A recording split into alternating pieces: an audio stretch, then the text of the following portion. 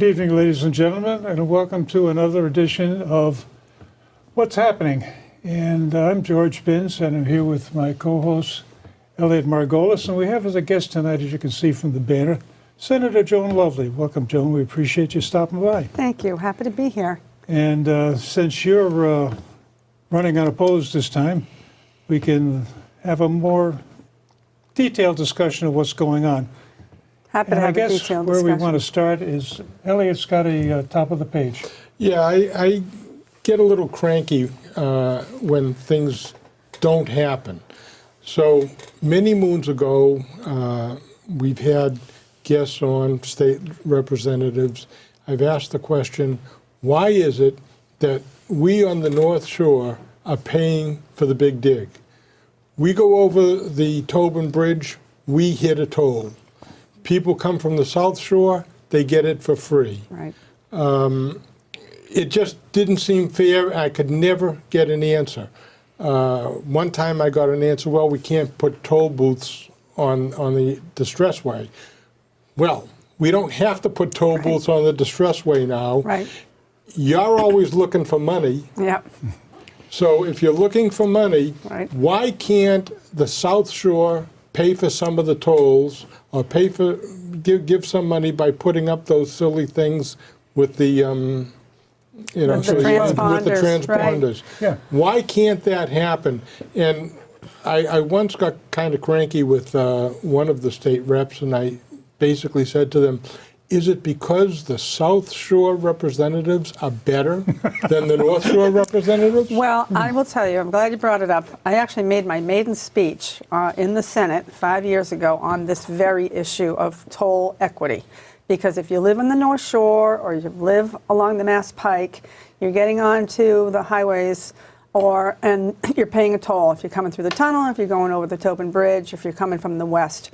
But if you're coming out of New Hampshire every day or Maine to come into Massachusetts to work, which a lot of people do, or you're coming up from the Cape, you don't pay that toll. And it's a political problem, I will tell you.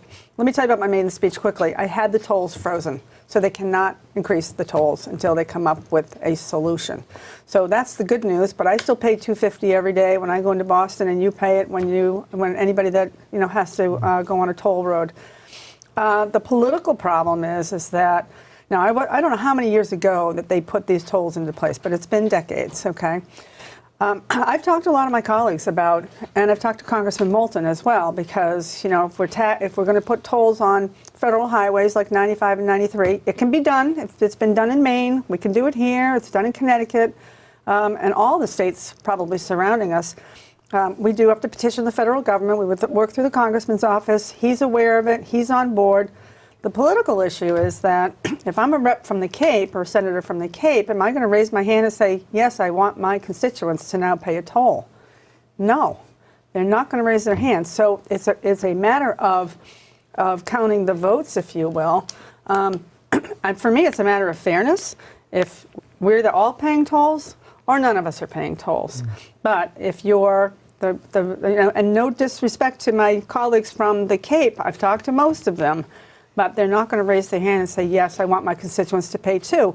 Now, the problem is that if we did toll everybody and made it fairer and reduced that $2.50 to say $1, because everyone would be paying a toll that's using the roads, a user fee, we would have the most beautiful roads. We'd be able to fix them all. We'd be able to fix our bridges. We wouldn't have to do a gas tax to be able to come up with that money. So I completely agree with you that we could easily do it. Not overnight, but it could be done, and make it fair to us who do pay. But it's a political issue. Okay, but just as a quick follow-up. Sure. Aren't you elected to represent the entire state? I mean, in terms of what's good for us has to be good for the whole state. You would think. Okay, so they're really not doing their job. Yeah, well, people do look at the district that they represent. So I represent 5 communities, and maybe a state rep in the Cape represents 2, and he's not going to say yes. Yeah, the problem comes down to very simply that, you're a senator, you're supposed to look at the big picture, but you get elected by this bunch of people over here. Right. Right. And that's the dichotomy that you run into. And that's how you can't this- ignore it. And this is how it happened in the beginning with why there are tolls, just of a few communities because they were outvoted back in that time to be able to allow it to happen. I think it's a bigger conversation and the one that we can really have and be sensible about it and, reduce tolls because it's a user fee. You use the road, you pay for the road. Yeah, which I don't have a problem Right. with, but I have a problem with paying for somebody else's road. That's you know? right. So, I completely agree. Anyway, okay. Great question. Time Thank to you. move on. Yeah, we can beat that one to death for some I other know, night. right? Basically, you're in the middle of, hopefully you're winding down the budget season. Right. It's 4.1 billion, I'm Billion, sorry. right. Billion, okay. 41.4 billion. And the question I keep coming back to is that by law, we have to have a balanced budget. And that's what it's going to end up being. Right. And they'll go through an exercise with the governor vetoing some things. The vetoes will get overridden and we'll have a budget. But what bothers me is every year about Christmas time, we find out that, the revenue stream isn't what we anticipated. Therefore, now we've got some of these programs we've started, and we're going to have to cut them back. So it gets to be, I think, a little disjointed running it that way. Is there a better way to come up with the revenue estimates than what we have, or to build in a kitty saying that if we get this money come January, then we'll start this program, as opposed to start it in September and then, oops, we're running out of money, we have to cut it back. So in both the House, the Senate, and the governor's office, there are budget analysts that, and we do a consensus revenue hearing in January, where each of the analysts look at the revenue projections, where they come up, from last year going into the new year, so they can predict. And it's a prediction. Oh, yeah. And they try to be as accurate as possible. Last year, we were off by $850 million. So we passed, the governor passed a budget, or actually the governor hadn't even, he had done his budget, House and Senate, and when it went into conference committee, that's when they realized that the projections, the revenue projections weren't meeting the benchmark they needed, and they had to cut $850 million right out of the budget, right out, gone, which was programs, which was, resources for agencies that, Yeah, that things it's that meaningful. people need, yeah. And so right now, the projections, I'm trying to think of the number that was consensus. So 3.4% increase is coming to my mind. That might be a little conservative, but it is a projection done based on analysis of the revenues that are coming in. Right now, we're ahead of benchmark, but what we are doing, what the Senate is proposed, is to put some of that money into the rainy day fund, so that we build that, so in case we go through another recession and we need to be able to rely on those funds. Plus, it makes our bond rating better. So, but it's not an exact science. Oh, no, I'm not a budget analyst. I am on Ways and Means. It is very interesting that the way that they arrive at these, but it is because they're projecting, as you know, as you said. Yeah, it's a guess. It's an educated guess, and sometimes it misses the mark. Historically, it's been on the high side, and I think fiscal responsibility would say, put some money in the rainy day fund, and later on, if you got the money, then we can rethink about, do we want to start this program? Do we want to expand it? Other things we do is we may not fully fund a program, and I'll tell you, for example, the sheriffs. We chronically, I will tell you, underfund our sheriffs, and then we supplement them because if we really put that money in, it would add, hundreds of millions back into the budget. So we do underfund that particular agency and then supplement them as they need money going forward. It's not the best way to budget, I will tell you. But because it's hard to predict what that number might be, depending on how many incarcerations. We just did a big criminal justice reform bill, so we're going to try to cut down on the number of pretrials that are sitting in a house of correction, say in Middleton, for up to a year at $50,000 an inmate. If we can get someone out who has not committed a violent crime or a drug crime, that they can go out to the community on a bracelet, monitored while they wait for their trial, it's going to be cheaper for the Commonwealth, better for the family. I have to tell you, I've visited the Middleton jail a number of times on visiting day and see mothers and children, come in and out of there. It's difficult to see, but to the extent we can keep families together, again, nonviolent crime, not a drug crime. Somebody has made a mistake, usually due to addiction, and so we're trying to, but that's a piece of the budgeting as well. Yeah. Okay, well, I have a transition. That's a good transition to my next question, which Okay. happens to be Judge Feely. Oh, yeah. Because you mentioned drug crimes. Yep. Now, why is there a difference between a drug crime from somebody who's an illegal alien and a drug crime from a legal citizen? Because Judge Feely stated, and it was in writing, that had this person been a citizen, he might have incarcerated him. But because it was a drug crime, but he was only doing it to feed his family, so that all of a sudden makes it okay. So I guess my question is, are you in favor of impeaching this gentleman? Yes, so let me tell you how that works too. There's 3 different methods. So there's the judicial review in the Supreme Judicial Court. The Governor's Council can also have a hearing, and then the House impeaches and the Senate convicts. So it would have to be impeached on the House side for the Senate. If it came to the Senate side, I have gone on record to convict, and I don't understand the judge's reasoning.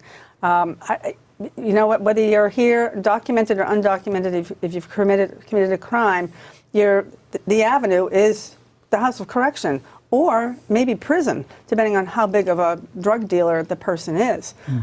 You don't get a pass because you may not be documented. I mean, It's the people same don't thing. rob banks because, they don't need the money. I mean, Yeah. he needed the money. That doesn't make it Try telling right. that to the family who he sold that drug to, whose loved one overdosed and maybe died, of an overdose. So it's a pretty outrageous ruling. I'm not a judge. I have to tell you, judges work really hard. I am a lawyer. I practiced in the probate court, so I saw family law, family judges make some difficult decisions. So I try not to say, the judge got it right or wrong. Here, the judge got it wrong.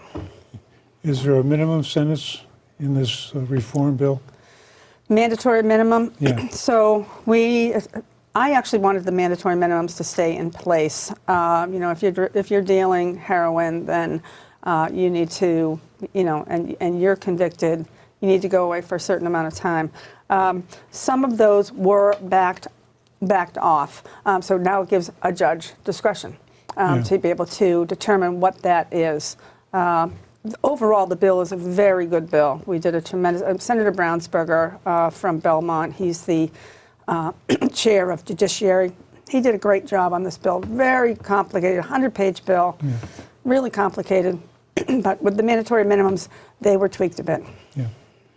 Well, I think the other thing that gets concerned is there's an amendment that keeps coming and going into the budget to make the state a sanctuary state. Yeah. Where does that stand now? Excuse me. So I actually argued against having that in the budget. It's a bill, standalone bill, and we don't do major policy in a budget. A budget is about the numbers and what we're spending tax dollars on. But this was allowed into the budget debate, and it passed, knowing that the House will not take it up and the governor will never sign it. So it was a statement by the senator who authored the bill to be able to get that through, but knowing that it's not going anywhere. I think the issue comes down to that we keep hearing over and over again that we need immigrants, and we had our friendly lawyer Stewart on here, and he was saying that he can't get work done on his house because nobody's got any help. So there is a claim. We need to find a legal path for our immigrants to come into this country, especially those who are fleeing prosecution in their home countries. And I'll be honest with you, to separate mothers and children at the border, I think is just cruel and unusual punishment. No matter why they're coming in, but most of those families are coming in because they're being persecuted in their home countries. Yeah, but we need to figure it out. Yeah, that problem gets to be one of, they bring in, family comes in with kids, so immediately they get scooped up and they're going to put them in jail. You can't put the kids in jail, so you separate them. Right. There's no win. There's no win. There's no right way to handle it. Congress has failed us for the past 30 years on that. Yeah. And that's one of the reasons that I'm in favor of term limits, because we need to get rid of the people that do nothing and get people in that aren't afraid to make a tough decision, Right. because they know they only have a certain amount of time there anyhow. They might as well do it right. Right. That's why so many people are trying to get into this country illegally, and we need to come up with a better system. Yeah, We do. because you talk about the legal process, and it takes years. It does. And you have to have a connection over there to get the visa to get here in the first place. Right. And it's a total Right. mess. But I think the other thing that the governor's been talking about is boosting up the industry around this state, both in manufacturing and in the biotech fields. Yes. And all of these things require people that come in with some skills. Right. And one of the things Stuart mentioned is there a way that the state can have its own immigration policy so that we can get more people with H-1B kinds of visas? It's a good question. It seems like the states are taking on more independence and responsibility because of the inaction at the federal level. Yeah. Who knows if some state may be able to take that on and be challenged. What's the constitutionality of it? But I see states taking on much more independence because they feel they have to. Which brings me Probably to it's anathema to a Democrat, but hey, that's states' rights, isn't it? It is states' rights. Well, if you remember the way our government was formed was strong states, weak federal government. Yeah. Strong state government, weak federal government, and it's not exactly that way anymore. No. Yeah. transitioning into another easy transition. Sanctuary state, Yeah. sanctuary cities in the state. Right now, we're not a sanctuary state, but we do have sanctuary cities, Yeah. which we allow for some reason, which I don't understand. Maybe you can explain that to me. And then, after you explain that, how do you feel about a sanctuary state? So each community can vote. Actually, Beverly's school committee voted Yeah, I to know, make I it was a at the meeting. sanctuary. Okay. Salem is a sanctuary city. Both the school department and the city voted. Danvers is a sanctuary town, if you will. The selectmen accepted a resolution to accept everybody, and their school committee also voted. Peabody's school committee voted in favor. And I can't tell you about Masco and Topsfield. I'm not exactly sure if they took any position on it. I worked really hard with the author of the bill that went through the Senate budget, Jamie Eldridge. And at first I could not support the bill. Actually, what the bill does is it memorializes federal law as state law. So it's already happening at the federal level, it memorializes that at the state level. And that's What do you mean by memorializing? so it actually says that we as a state would adopt the federal counterpart of the law. For example, that immigrants can come into the community, that we don't. I'm sorry, I want to make sure I get this right. That we don't deputize, don't force deputizing. Say jail guards or sheriffs or deputy sheriffs as ICE officials. That's not allowed at the federal level. So we're not going to accept that at the state level either. And that's what some communities are doing as well. They're saying, you know what, our local police are not going to act as ICE officials. One part of the bill that I thought was important was what's the holding period if someone's arrested, okay? And there's probable cause for that arrest. They're going to be, if you're undocumented or undocumented, you're going to be processed through our criminal justice system. You're going to have your fair day in court, okay, no matter what your background is. And if you've committed a crime and you're convicted, if there's jail time, you're going to go to prison, depending if it's a high crime, or the House of Correction, if it's a under 2-year sentence. It's what happens afterwards when you're being released. If you're undocumented, then ICE and then the House of Correction, say, or could hold on to you for, say, 12 hours, 24 hours, whatever it might be, before you're released to the community. And that gives ICE an opportunity to say, yes, we're going to come get you, or we're not. They're not picking up everybody, although under this administration, they're picking up more people. Although under the Obama administration, it was pretty brisk, too. It flows back and forth depending upon it does. So time it's of not, the day and the I'm week. not going to say it's a Democrat-Republican initiative. So they're both totally screwed up. So I actually worked closely with the proponent of the bill on what is, for me, it was about, he drew the line at what they call serious violent felonies. But what fell out of that was rape of children. Now, rape of children is a serious violent felony. And so there wasn't going to be any provision to hold someone who's undocumented for what I thought is a serious violent felony. He worked with the Police Chiefs Association, and they worked on that language and included all the sex crimes as a serious violent felony. That was in the original bill. That bill is still active for consideration, but it did not make the Senate in the Senate budget. But I will tell you that I ended up what he put into the Senate budget was those basic provisions that we were accepting that were under the federal government. And I heard from my constituency, many from Beverly, Salem, all over the district, who wanted me to support that. So I supported that. I also supported, Senator Tarr offered an amendment as well that put that holding period back in. I supported his amendment as well, because that was the original part of the bill that we worked on. Again, neither is going anywhere because the House and Governor won't accept them. Yeah. And I don't know what's going to happen to the final bill, if you will. I guess the thing that confuses me is that you got somebody, you convicted them, Yep. they're undocumented, they're illegal, whatever you want to call Yep. them, they're in jail. Right. They're going to get out next Tuesday. Monday morning, you call up ICE and say, we're going to let them out tomorrow. Right. There's no holding period required. Right. If you give them advance warning that his due date to be released is Tuesday afternoon at 3 o'clock or something like that. Be waiting for him or forget it. So ICE knows of any undocumented immigrant who is incarcerated all across the Commonwealth. They know where they are, why they're there. as soon as you lock them up, they're notified. Yeah.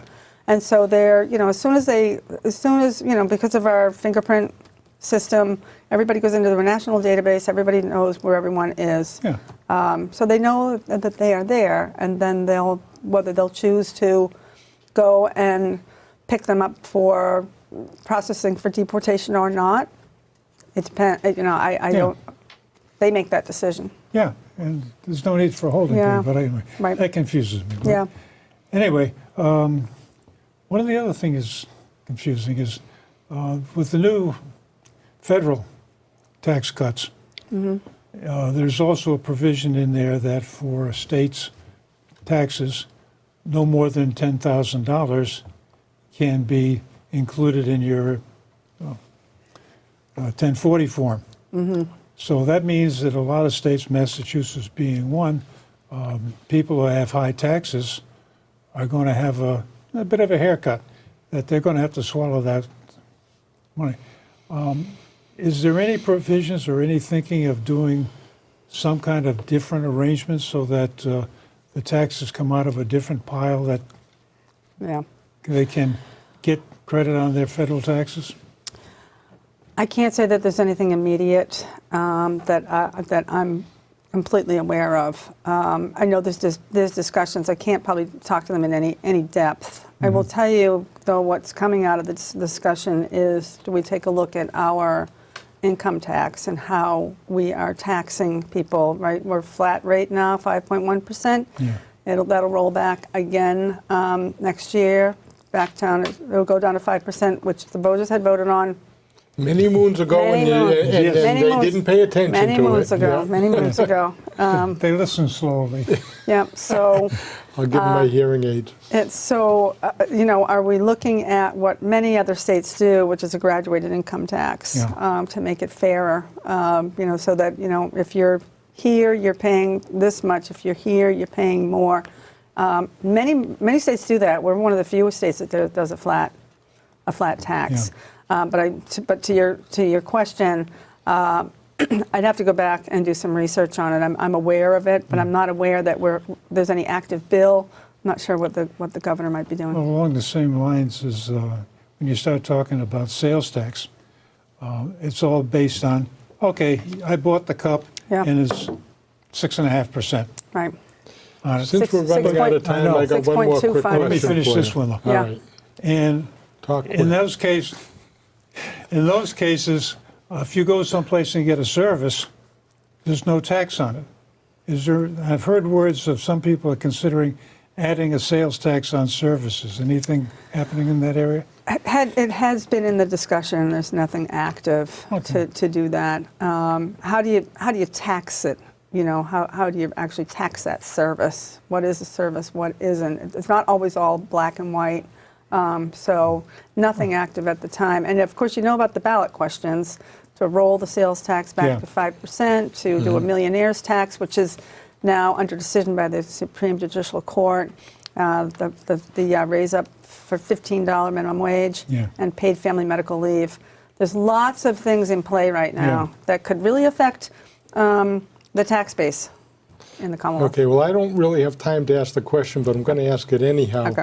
And that is the tax holiday. Yes. People want a tax holiday. Yes. It's done in a lot of states. So all I'm going to say before we close is, Yep. please help us have a tax holiday. It makes such a difference to people. It does. And when you think about it, it's only 6%. They don't go out and shop for a 10% discount, but they love not Yep. giving the government the 6%. Right. And you know what? I think we should do a sales tax holiday. Just Yeah. make it permanent. Excellent. Yep. Excellent. So we've got a I like long that. list, and I hope you can come back and we can work on the. Yeah, I further only down. got I'd through love to. half of Yeah, mine. I know. We covered a lot of territory. We Thank did, you. and we appreciate you coming. And I think this has been very informative to the public, which is good. So Thank you. we hope it's been informative to you. And watch for a next edition with Senator Joan Lovely. Thanks for watching.